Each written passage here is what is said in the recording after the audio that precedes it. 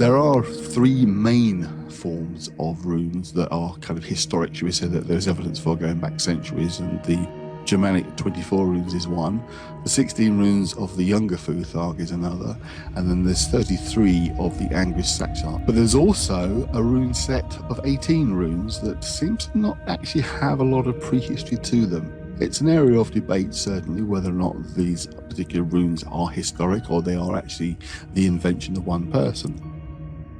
But I just found they resonated with me much better than the so-called historic rune sets. The Armenen runes, to give them a proper name, by Guido von List, kind of felt more magical because they were specifically either found or created, depending on how you want to argue it, for the purpose of working magic. They were designed to be a way of communicating with one's higher self, if you like, or sort of the group mind, if you like, however you want to phrase it or put it. But whereas the others had historic meaning in terms of they were used for weapons, for magic, but also used as a way of communication and leaving marks and messages, the Armenen runes specifically were designed to be magical.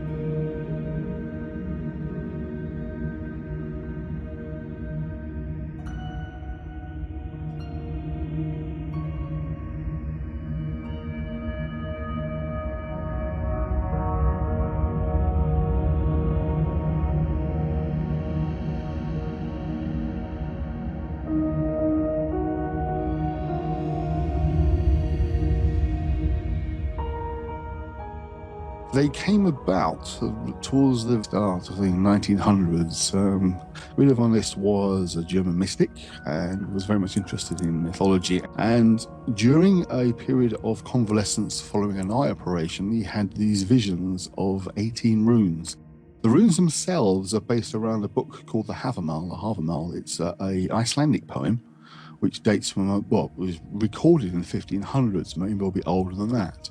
But in the Havamal poems, there's a section of 18 rune poems. And von List speculated that these 18 rune poems were specific references to actual runes that were probably existing in the group mind, but hadn't really been recorded. And he found himself, say, about 18 months completely blind, and decided to basically dictate what he was seeing, the visions he was having to do with these runes. And that's how the Armenen runes came about in his book, The Secret of the Runes.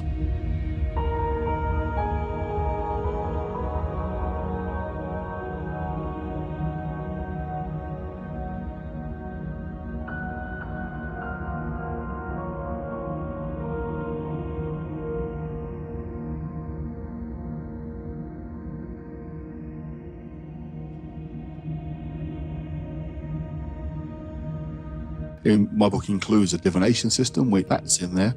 There's some ritual work as well, ritual ideas I've just developed myself that give you a connection. Because my way of working magically has always been that I go out to things and places and energies, and if you like, rather than drawing things into me, so much more of a kind of vision questing kind of person.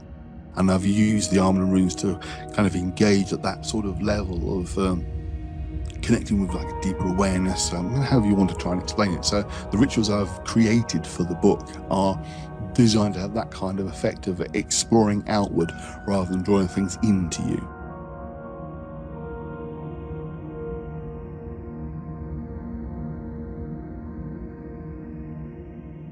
I've also included a section which works with the Armenen runes and Yggdrasil. Now, I'm not going to go into any detail at all about that, other than I've managed to create a correspondence system between the Armenen runes and Yggdrasil that you won't find anywhere else. And you might need to explain what Yggdrasil is. The sort of runic Germanic equivalent of the Kabbalah.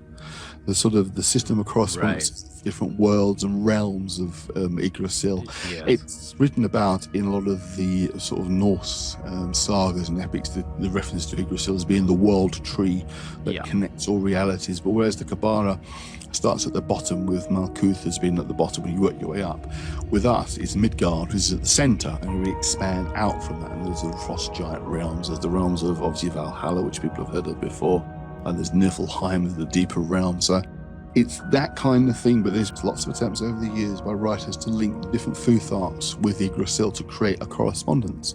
Yes. But it's easy to work out when you're dealing with 9 realms, either 24 runes of the Elder Futhark, 16 runes of the younger Futhark, or 33 to 40 odd for the Anglo-Saxon Futhark, that you can't create a precise matchup because the maths doesn't work. But when you're dealing with 18 runes and 9 realms, it's pretty obvious you've got 2 runes per realm. Right. But I noticed that if you look at the descriptions of the meanings of the runes, you can create combinations of 2 of each that then match up in meaning to the realms of Yggdrasil. Obviously, the detail of how that works, you need to get the book to find out. But the combined meanings of the 2s equates to the meanings of the realms, and this is why I've been so keen to get this thing out there, because I think it's something that people will find very interesting.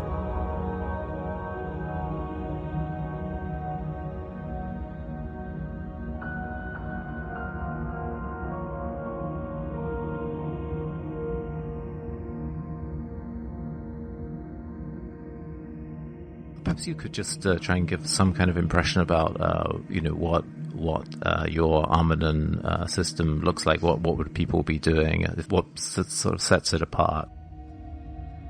I take it from scratch, basically. You could pick up my rune book and know nothing about runes and be able to become conversant with the runes and understand the magic that I have put in there by the time you've finished it. So it's whole in that respect, that it's complete. It doesn't necessarily assume any actual knowledge, actually, when I think about it. I mean, it does take you forward from sort of the beginning of this is what runes are, where they come from. This is what this particular set of runes are about. So you can learn about them. And I've actually described the ways in which you can work with them more mystically in terms of having vision quests, working with each individual runic shape, giving you an explanation of Von List's original meaning, and I've added to those meanings. Now, I've not changed the meanings at all. I've only expanded upon what Von List himself had actually said in The Secret of the Runes. So I'm not putting extra things that wouldn't fit, that wouldn't suit or sit with what Von List himself had actually said. So that's one element. So there's like a description of its meaning, but there's also an esoteric meaning, which is the kind of experience you can have working with each particular rune. Then the next step, of course, is those combinational runes I was talking about before, the bind runes that you can create that give specific effects when they're worked with Yggdrasil, but also I explain later on how you can create your own bind runes by combining 2 or 3 or 4 different runes. Also, how you can turn your own name into a runic sigil, if you like. There are daily rune practices which you can make use of yourself if you choose to. There are rituals for specific days of the week that you can perform. It's all in there. It's the idea is to be a complete system of magic. If you want one, it's there. You can actually work solely with that particular book and have a system that works and is coherent in its own right.